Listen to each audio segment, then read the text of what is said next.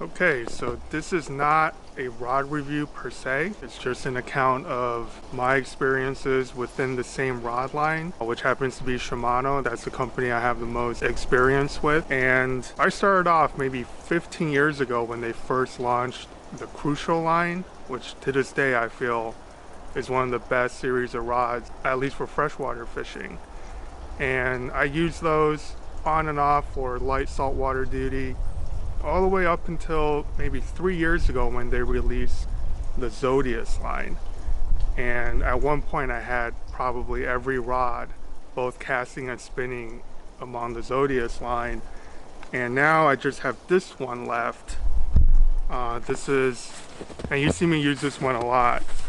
That's the Zodias 6.8 light. And this is rated to 1/4 ounce. In terms of value, I think they really hit the mark with this series of rods. In any case, in the middle of last season, I found a good deal on an Expride rod. And this is their second generation Expride, the 2017 Expride A. And I was curious as to what you gain when you go up $100 in price point. Definitely lighter weight, they're better balanced. And that's what you expect, you know, when you go from a $175 rod to a $270 to $290 price point. What really surprised me was the sensitivity. And that's not something that I ever thought was that important for the type of fishing that I do. If you watch my videos, especially for fluking, I'm always watching the line. I'm always picking out a spot in the horizon, and I'll throw up a clip and you can see this hopefully, for the line to tick or for the line to stop sinking before it's supposed to. And that visual cue is what I use to detect bites. I basically use a high-vis braid, and I'm watching it like a hawk, and I'm using that as a strike indicator.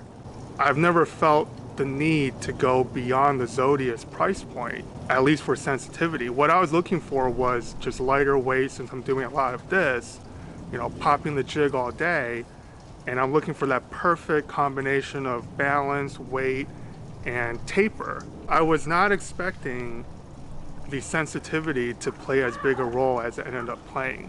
What I'm talking about is really slackline sensitivity.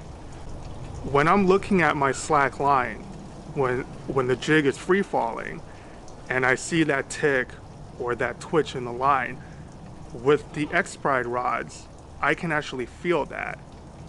On slack line, it's transmitting that bite through the blank into my hand. And I can feel that reliably, even when it's windy, even when I'm jigging 40, 50 feet.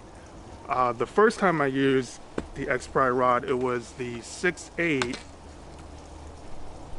medium heavy, which is their dock skipping rod.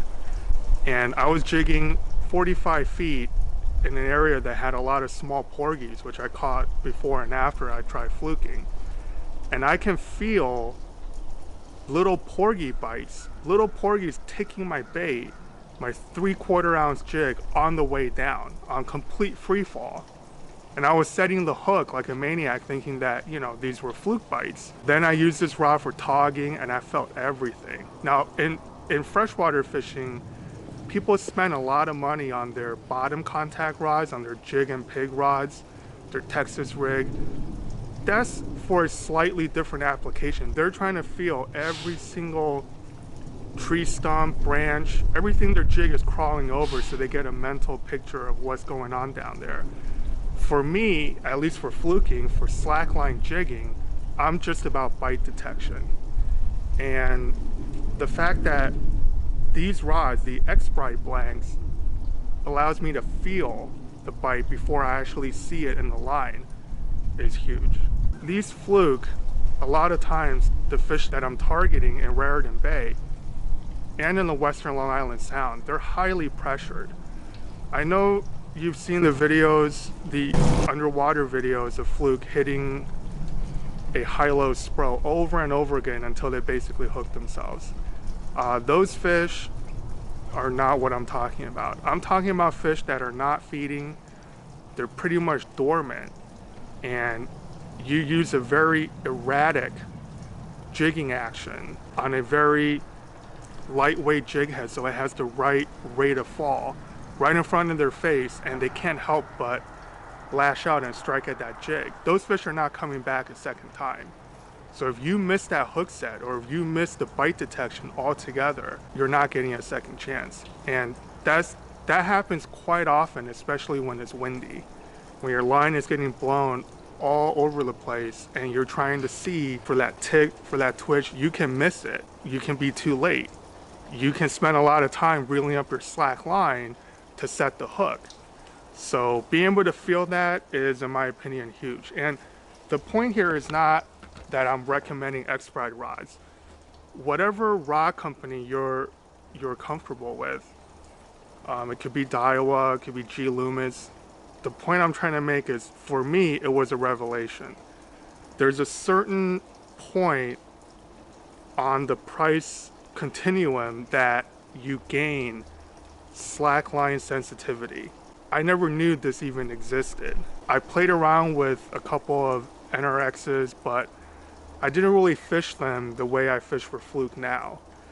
And whatever company you're loyal to or you buy, say it's Dobbin, you start off with their Sierra or Fury series, you know, that $100, $150 price point. They're great rods. And if you use either rod tip deflection or line watching, they're perfectly fine for fluking, for any kind of fishing.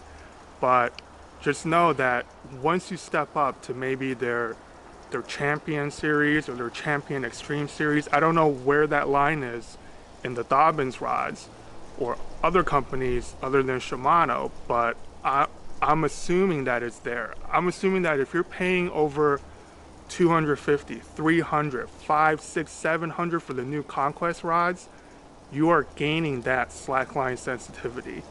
And it's not something that I expected to be relevant in the fishing I do. And it turned out to be a complete eye-opener.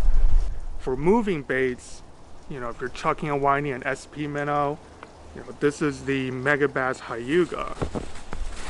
And believe it or not, this is their budget line rod. Double-footed titanium SIC guys all the way to the tip. And you know, this rod, it's plenty sensitive. I mean, if you use braid, it's not a composite rod, but you are not detecting slackline bites off a rod like this. And you don't need to, because this is for in freshwater, for small swim baits, for frogging. In saltwater, I'm throwing medium-sized paddle tails and SP minnows. This rod has other properties rather than sensitivity that I'm looking for.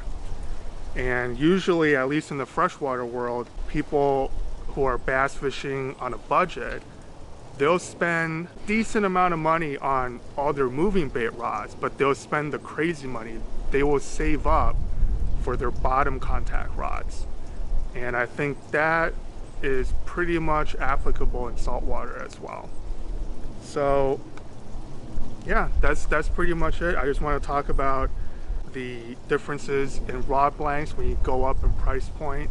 I know this is true for Shimano now. I'm a little bit nervous even holding the Poison Adrena, the Poison Glorias. There are rods in the Shimano lineup that are higher end than the Expride. And who knows, they might be more sensitive. Will the difference matter? I don't know. But between the Zodias and the Expride rods, there's a huge difference. And there's a clear line between these two rod lines, which I think is actually quite relevant to talk about. All right, so definitely not fishing today. And that's just a short video on how I look at rods, at least in terms of sensitivity. All right, thank you.